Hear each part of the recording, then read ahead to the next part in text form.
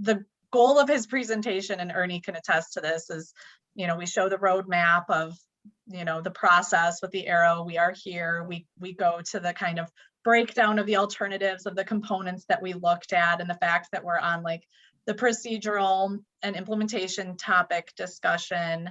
Ryan walks through the 12-week schedule. He talks about the different departure headings, the north-south crosswind runway rotation, the fact that the vote was almost unanimous with a 10-to-1 vote in favor of alternative B3.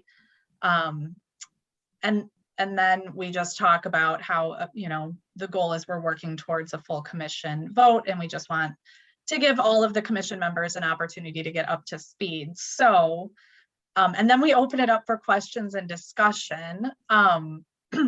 So, oh, okay, now you're all, I just recapped it, but now you're all gonna have to sit through it. Well, we have 3 people from Landman Brown, so I think they're all informed.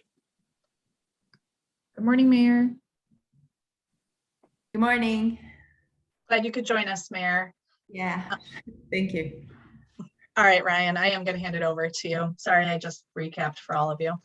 Okay. All right.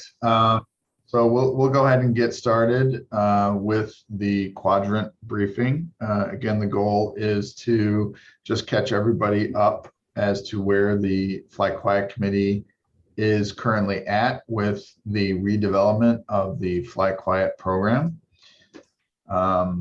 And so the goal here today, again, is to just show where we're at in the process, the state of the current preferred alternative, as well as next steps. The Flight Quiet Committee has been working for many years now on redevelopment of a new Flight Quiet program, and we are very close to finalizing a recommendation. Thank you. Over the last several years, the committee has developed, reviewed, and revised multiple alternatives and is now putting the final touches on their recommendation. Once they are ready to make the recommendation, they'll be looking to the full ONCC commission to vote and approve. And their vote of approval will signal the CDA to submit the plan on their behalf to the FAA for review and ultimate approval and implementation. As I said, the committee has been working on this for years, and the city's team has been documenting the process all along the way. And the final submittal to the FAA will be very comprehensive and providing a full narrative of the entire process, as well as all of the alternatives that were developed, considered, and ultimately the preferred alternative, the reasons why the committee moved forward with that alternative. And so as the committee did develop these alternatives, they did move forward with 2 specific alternatives, H and B. The committee opted to step through each of the major components of each alternative and do any revising or alterations that the committee wanted to see in order to get the alternatives to closer meet the goals of what they were looking for in a new Flight Quiet program. And so we stepped through major components of primary configurations, primary headings, secondary configurations, and long runways. And now the committee has revised alternative B, which now is referred to as alternative B3, to a point where the majority of the committee believes this alternative B3 meets the goals of the criteria that were developed for the new program. The vote was 10-to-1 in approval of alternative B3.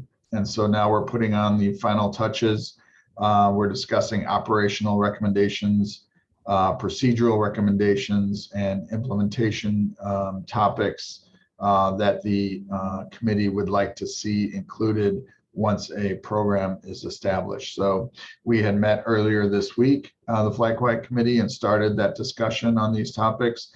We hope to continue that discussion in the May meeting, and with the goal of hopefully having a committee recommendation by the June meeting. And so after the June Flag Quiet Committee meeting, the program will be advanced to the full commission for consideration and vote.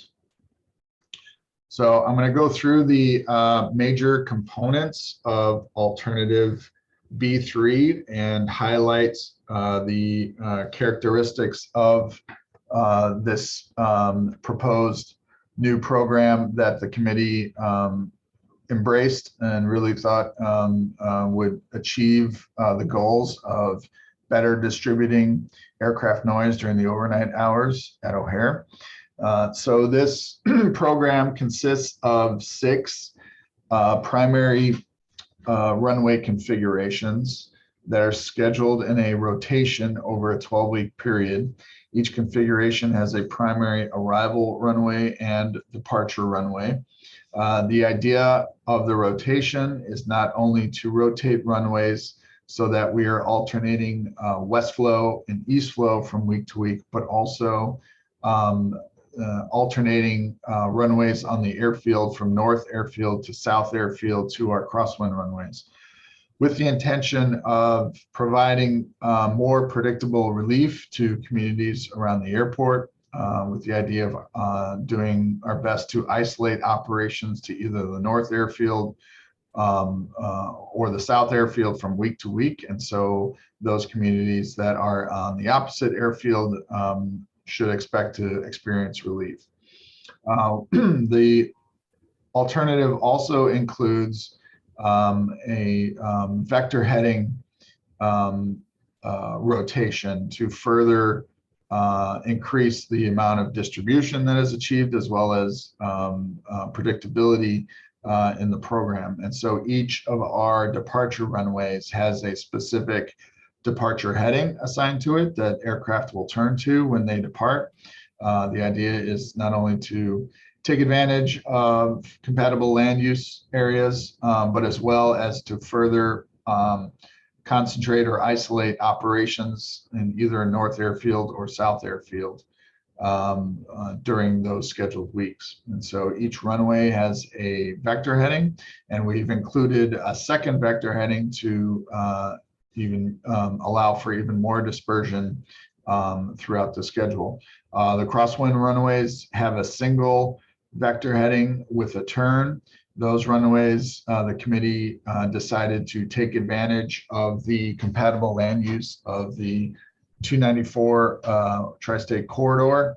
And so each time those departure runways 22 left or 4 left come up in the schedule, they will have a single departure procedure that will air traffic will turn over that compatible land use, opposed to our other runways that will have 2 vector headings depending on which iteration in the schedule it's in. So now I'm going to step through how that schedule works with the runway configurations as well as the vector headings. Again, we have 6 primary configurations scheduled over 12 weeks. If the primary configuration is not able to be used due to weather or wind conditions, we have a secondary alternative configuration that air traffic can use, which is basically the reciprocal of the primary. So it accounts for either wind condition.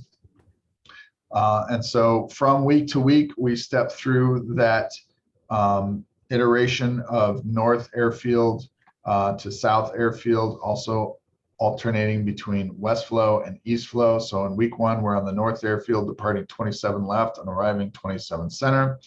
The south, next week, we're switched to the south airfield, arriving 27 center and departing 10 left. Each time with the departures, we have a specific vector heading. Those vector headings are assigned turns to keep them either to the north or to the south, depending on the configuration.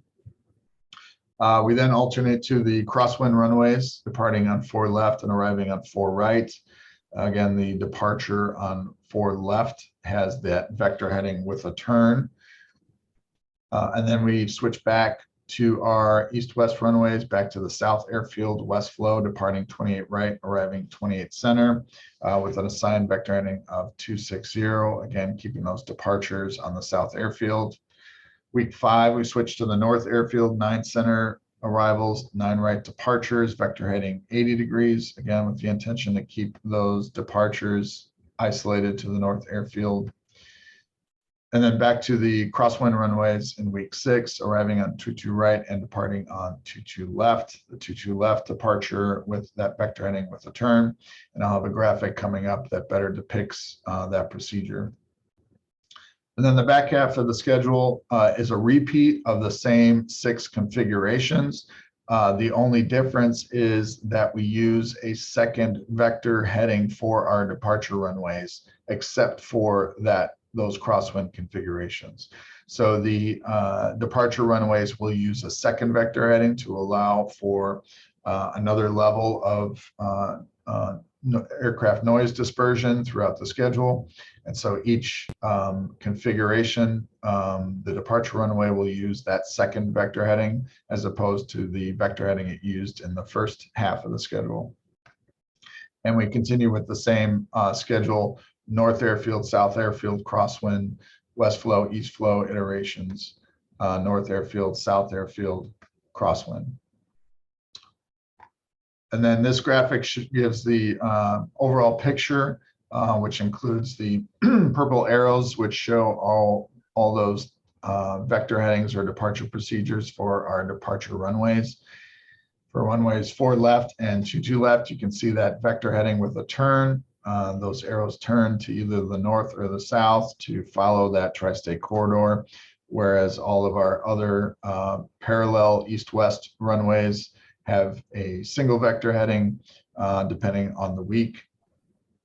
We also overlay this with our arrival weeks, our arrival runways. And so you can see from each our north airfield runways or south airfield runways, the intent is to isolate the operations as best as possible to those sections of the airfield.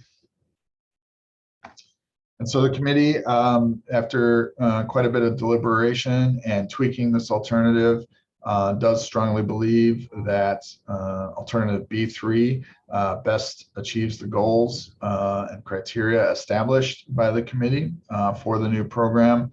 The committee voted 10-1. This alternative is what the committee is looking for in a new program.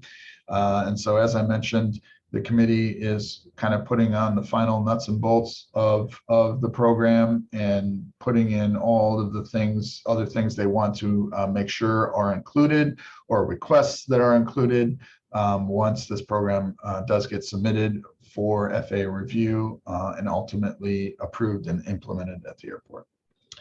And so with that, I'll open it up to any questions regarding the process to date, as well as the alternative that has been developed for a new flight quiet program at O'Hara. Thanks, Ryan. Ryan. Oh, sorry, go ahead, Frank. Okay, Ryan, thank you. And thanks for all the work you've done on this. This seems like you must spend 26 hours a day doing this. So thanks for all the details. But regardless of east flow or west flow, can a departing aircraft on the north or south airfield be expected to stay north or south regardless of the final destination for that aircraft? In other words, if they're going to take off on the 927s, will they stay north of the terminal? And if they take off on the 1028s, will they stay south of the terminals once they have wheels up? Yeah, so good question. And I did not mention, and that's one of the things the committee is discussing right now, and we started to discuss this week.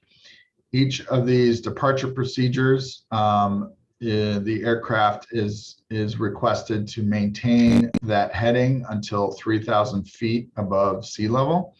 And so once the aircraft reaches that specific altitude, or perhaps maybe a different one if the committee opts to change it, the aircraft will then be given vectors depending on its destination and also depending on efficiency and safety within the airspace. So to answer your question, once the aircraft reaches 3,000 feet, there is the possibility that it may turn, if it's a north airfield departure, that it may then turn to the south. That's not always a guarantee because the destination could be to the northwest or to the northeast, so will not have to turn to the south. But we expect that there will be flights that their destination will be in the south, and they will eventually have to turn to the south.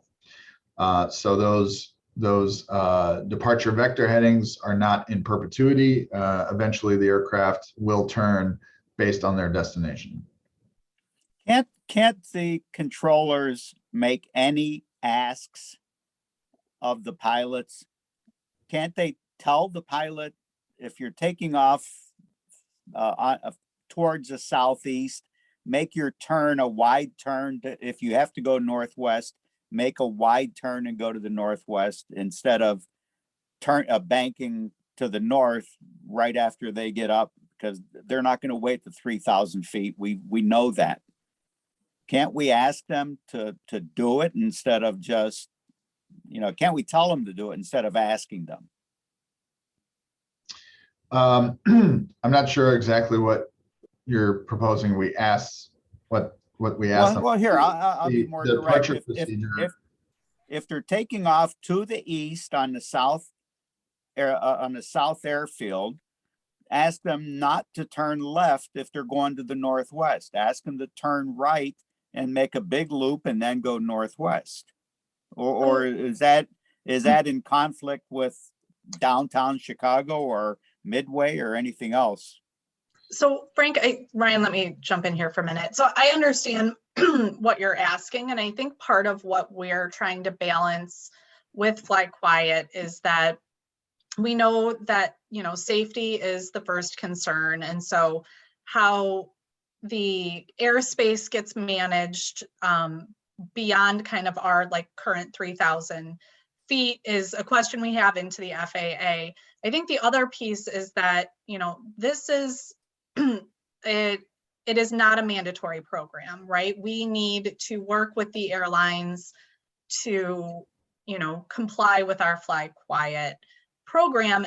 And we know that the airlines have other efficiencies in terms of fuel consumption and time on, for their flights that are a consideration. And I think the concern is that the more we're asking flights to go out of their way beyond kind of what might be seen as reasonable, the less compliance we're going to get. So I think it's a little bit of a balancing act and understanding that the airlines have historically wanted to be good neighbors at O'Hare, but if we push too far, I think we're going to see a decline in our compliance. And so I think we're asking the question about, can the 3,000 feet be extended? What does that look like from an airspace perspective? But I think asking flights to make a full loop also isn't necessarily great for all of the communities around the airport, because we're going to be sending flights that don't necessarily need to go all the way around the airport to do so. So I understand what you're saying. I think it's a little bit of a balancing act, and I don't know that what you would like to have happen is actually achievable. Well, it's achievable, Karen, because if they do make a full loop, they're not going to be at 1,200 feet or even 3,000 feet by the time they get over the other areas. And if we can't ask that, then I would ask that these drawings or depictions be more realistic. And instead of having a straight vector heading that's purple, have another color that's, say, probable, and it's going to go north or south, because when the full commission votes on this, and this is what this meeting is for, is to inform the full commission. When the full commission votes on this, 80% of the commission is going to think that, well, the planes are going to stay over that purple arrow. Well, And that's Ryan's not, exhibits have historically included a footnote, and we'll make sure that's the case, that the arrows are for depiction purposes only, but we do show in the Fly Quiet report what we're seeing in terms of deviations from the 3,000 feet and the departure paths for current Fly Quiet, and also where planes, because it's different for each plane, so we can't draw an accurate arrow, right? It's not representative of the different aircraft characteristics. And so, you know, I think we're trying to explain that nuance to people, but at the same time, the goal of the 3,000 feet was to get the planes away from those communities immediately adjacent to the airport who are taking the brunt of the aircraft noise, both during daytime and evening operations, and get that out a little bit, but then create some dispersion for kind of those second ring communities where planes are turning and spreading that noise out amongst kind of all of those communities. well, if you look at the communities to the east, northeast of the airport, and Ernie can attest to this better probably than I can, there are no arrows that go north and south over Park Ridge or Chicago 41st Ward or our neighboring 45th Ward. And yet, I'm going to say a majority of the aircraft that take off going east end up going north, well below 3,000 feet, well below. So, and I think that's where 90% of our noise complaints come from. These aircraft that aren't, all the pictures that we see don't show any aircraft going over there.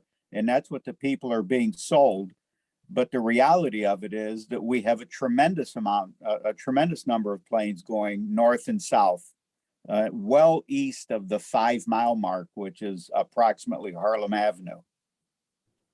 Yeah, I mean, So. Frank, the goal is planes reach 3,000 feet. And then based on when they reach that altitude, they're able to make their turn. And so smaller aircraft are going to be able to do that closer into the airfields as opposed to some others. And I think that's where the technical committee is working hard to achieve better compliance in terms of those deviations. And, you know, I think it's a point well taken that these arrows are not intended to depict exactly where those aircraft are going to make turns. It's merely intended to show what those vector headings look like. Karen, can I jump in here for a second? It's Ernie. Yeah, please. Frank, if you recall, one of the things that came up in committee earlier this week was my concern that we stiffen the language a little bit in terms of operational procedure on this exact topic, that airplanes departing from the south airfield stay to the south, and airplanes departing from the north airfield stay to the north. Because with the current Fly Quiet program, as you're aware, we don't have those type of restrictions. So operating under old Fly Quiet, if an aircraft takes off from 10 left or 10 center, there's no restriction of them being turned to their first waypoint after they get to 3,000 feet and turning to the north. Ryan, I know, noted the fact that we brought this up in committee, and it's something that the committee is going to obviously have comment toward at if you will, the future session. So your concern is noted, and it's actually being addressed, that we make sure that on those weeks that we're operating from the south parallels, irrespective of what the long alternative runway is that we adhere to that those airplanes that are departing on 10 left or 10 right or 10 center during the Fly Quiet hours, that, you know, their first waypoint, I mean, we're already turning them to the south based on the departure arrows that you see on the screen now. And so I would find it very hard to believe that a planner would go, okay, I've already turned, excuse me, they've already turned my aircraft to the south. The planner's first waypoint is not going to be somewhere to the north. It wouldn't make a lot of sense. So I think we achieve what you're looking for with what's up on the screen right now. Ryan, jump in here if I'm mistaken, but I find it hard to believe that the first waypoint after we've already turned these guys to the south from either 10 left or 10 center, that their first waypoint once they get to 3,000 feet is going to be somewhere north of the airport. It could be. I mean, in theory, it could be, but I doubt they would do that because they're going to be burning even more fuel to get to the north side of the airfield now. Yeah, it could be. And there are a lot of variables here that, aren't really visible on this diagram. And that's all the complexities of just the airspace in general, not just the destination of these aircraft, but you've got arrival streams, you've got, overflights, you've got various levels that air traffic control has to manage. And so what this plan does is that air traffic says, okay, we're going to keep these aircraft going in this direction to a certain altitude that we can manage. But then from there, we have to consider the overall airspace and all of the arrivals and departures, the efficiencies and safety and spacing. And so they are going to direct the aircraft safely onto their next waypoint that will get them on the way to their destination. And that could be in the opposite direction of the airfield that we want to isolate the operations to. But eventually they're going to have to make those turns. Well, in watching the flight tracker, and I spend a considerable amount of time watching that, I've noticed that planes taking off to the west will make a nearly hairpin turn to the north and then head southeast after that. So, they can do it. It's not a real big loop, but they have done it in the past. They've done it. And I might add that my concern here is obviously for the east flow, but it applies to the west flow also, to the communities out there. Where if a plane is taking off from the north airfield, it should stay north for a while, maybe 3,000, even 5,000 feet before it makes a turn. It's these low altitude turns over adjacent communities that are generating a lot of the noise. So, thank you. Thanks, Frank. Anyone else have any other questions this morning?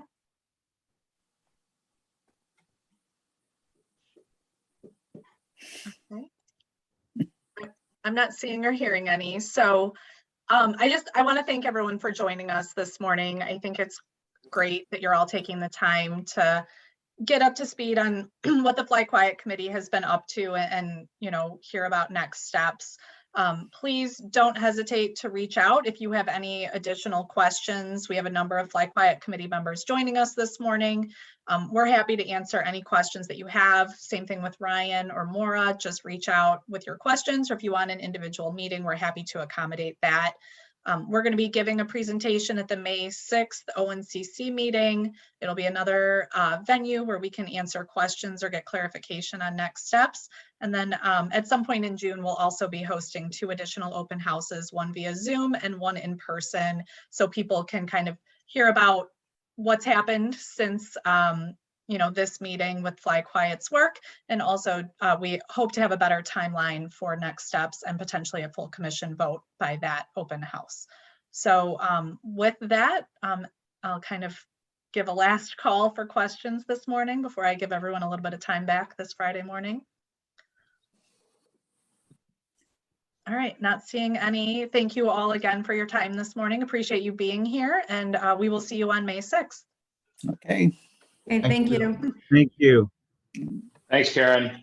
Bye. Have a good weekend, everyone. So long.